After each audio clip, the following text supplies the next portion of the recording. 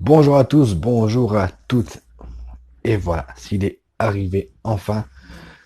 Après des années, on pensait que le film était dans les oubliettes, que jamais il allait tourner. Eh bien, on a la surprise. Il y a un mois, on a appris que le film était tourné depuis plus d'un an et qu'il allait être produit par Netflix, donc qu'il allait passer sur Netflix le 11 octobre. De quel film je veux parler? Je veux parler bien évidemment de El Camino, le film Breaking Bad, qui est réalisé par le créateur de la série Vince Gilligan.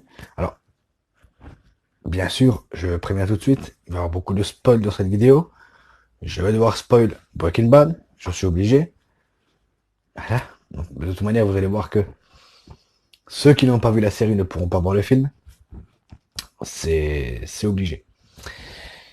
Alors, pour commencer, Breaking Bad, perso, je l'ai découvert sur le tard.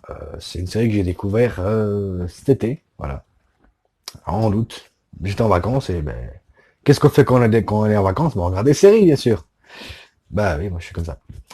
Et ben, je suis tombé sur Breaking Bad, j'ai regardé les 5 saisons d'une traite et j'ai adoré.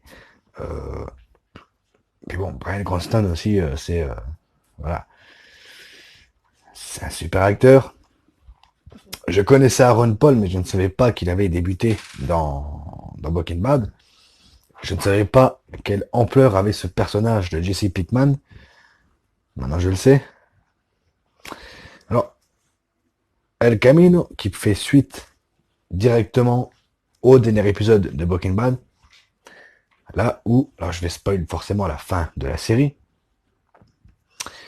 à la fin, quand Jesse est délivré de cette captivité de 6 mois, où il devait cuisiner pour un groupe rival de dealers,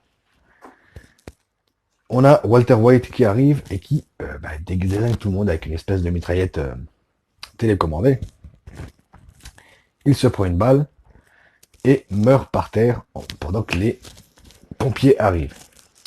Et nous, donc la série s'achève sur Pickman qui s'échappe dans la voiture, donc une El Camino. Hein, le titre des films, vous allez voir que le titre du film, hein, on peut qualifier le titre d'une autre approche aussi, on va y revenir. Donc oui, Pickman s'enfuit, et voilà, on était en 2013. La série s'était achevée sur ça. Et le film, alors, le film reprend exactement là où s'arrête la série, donc où Jesse est dans la voiture et qu'il s'en va, avec les cheveux et la barbe. Donc on reprend exactement où la série s'était arrêtée. Hein. Vraiment où Pickman est en train de hurler dans la voiture comme un fou. Et alors on va le suivre dans plus de 2 heures de film où il va devoir trouver, alors c'est toujours le même schéma, hein, trouver l'argent pour pouvoir s'échapper et prendre un nouveau départ. Alors, ce El Camino, qu'est-ce que ça donne? Qu'est-ce que c'est? Est-ce que c'est bien? Eh bien, putain, oui. Putain que oui, c'était franchement cool. Alors, certes, il y a des moments, ça peut être un petit peu étiré, ça peut être un petit peu long. Mais alors, on a la chance que ce soit le créateur de la série originale qui a réalisé ce film et qui l'ait écrit. Parce que l'univers n'a pas été trahi. L'univers est correctement retranscrit, pardon. Et donc même la façon de filmer ou les décors, on se croirait vraiment dans la série. Que ce soit pour le montage ou tous les déroulements qu'il y a dans le film. Bien sûr, on a des retours d'anciens acteurs qui reviennent. Alors, on a forcément, on a vu dans la bande-annonce qui était arrivé, on a Skinny, on a Badger, donc les deux amis de Pickman.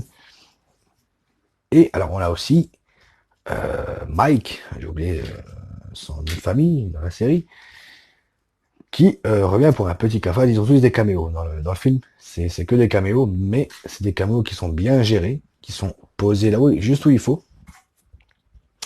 Et on apprend en même temps ce qui arrive à Walter White à la fin de la série. Parce que moi, personnellement, bon, je me suis dit, est-ce que il a survécu à sa blessure? Est-ce que... Eh bien, excusez-moi de vous casser l'ambiance, mais non. Walter White est bel et bien mort de cette blessure qu'il a eue à la fin du dernier épisode. Mais voilà, on ne pouvait pas passer à côté, on ne pouvait pas, il fallait forcément qu'il y ait White dans le film, et c'est chose faite. Je ne vous dirai pas où, je ne vous dirai pas comment. Donc voilà, j'ai adoré ce film. Alors, forcément, il y a... Moi, les scènes que je trouve qui ont été étirées, c'est quand on parle de... Quand il y a un flashback sur le blond. Je sais, enfin, vous savez, vous vous rappelez? Le blond qui était une espèce d'ami avec... enfin, qui faisait le gentil quand Pickman était dans sa cage, pendant la saison 5, et qui avait cuisiné pour la bonne rivale, pour Jack, je crois, qu'il s'appelait. Les scènes-là, pour moi, ont été un petit peu étirées. Alors, forcément, les flashbacks qu'il y a dans le film, comme dans la série, les flashbacks servent à quelque chose. Ils sont pas là pour rien. Ils sont pas là pour faire du fanservice. Comme les caméos ne sont pas là pour faire du fanservice. Tout ce que vous verrez dans ce film sert à quelque chose. Forcément. Je trouve ces scènes un petit peu trop étirées. Euh, Peut-être parce que j'aime pas ce personnage, Todd, voilà, le blond là. Euh, voilà, peut-être pour ça. Mais bon, ça gâche pas le film. Euh, alors, vous savez que j'aime pas spoil, c'est pour ça que je spoil en même temps, je le fais pas. Voilà. Mais forcément, si vous n'avez pas vu la série, ce film n'est pas fait pour vous. Parce que là, on perd pas de temps. On nous explique pas ce qui s'est passé euh, dans la série. Ceux qui n'ont pas vu la série, ne regardez pas El Camino, vous n'allez rien comprendre du tout. C'est obligé. Ceux qui ont vu la série, par contre, vous allez être... C'est un régal. Tout est là. Les flashbacks, les caméos, Aaron Paul, qui... On voit qu'il a adoré retrouver ce rôle. Et, bien sûr, tout ce qui est... Après voilà, c'est toujours une histoire d'argent. Et ce qui est drôle, c'est que Pickman, avec tout ce qu'il a vécu, ça reste un gentil. Je prends une scène en début de film, quand il va dans l'appartement de Todd pour récupérer l'argent de Todd pour pouvoir justement payer le gars aux aspirateurs qui pourraient le faire quitter le pays. Eh bien, il va tomber sur deux flics. Alors nous, spectateurs, on va comprendre tout de suite que c'est pas des flics, mais Pickman, lui, ben, c'est un gentil, donc comme il veut pas tuer de flics, et c'est un naïf, un très très très grand naïf, il va essayer de sauver la vie des flics, sauf qu'en fait, bah, il va se rendre compte lui-même par lui-même que ce n'est pas des flics. Et voilà, va s'en suivre plein de choses. En fait, c'est cette partie-là qui va entraîner tout le reste du film, où Pigman va essayer de récupérer sa part qui lui revient d'argent. Je vais m'arrêter là pour cette vidéo. Alors oui, c'est une course vidéo. Voilà. En même temps, je ne pouvais pas passer à côté de ce film. Forcément, je ne rentre pas dans les détails parce que sinon, bah, ça vous gâcherait le plaisir.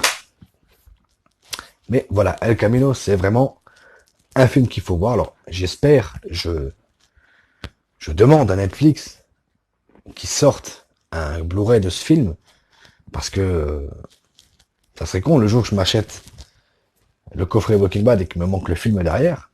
La collection ne sera pas complète et ça me ferait un peu chier. Voilà. Donc, vous avez compris que c'est un film que je vous recommande absolument, que je l'ai adoré. Même si voilà, il y a quelques étirements, surtout un. Mais bon, ça ne gâche pas le plaisir du film. Il y a beaucoup de caméos. Surtout un caméo à la fin qu'il faut pas louper. Voilà, je vous en dis pas plus. Quant à moi, je vous retrouve très bientôt. Continuez à regarder des films, à jouer aux jeux vidéo. Ciao.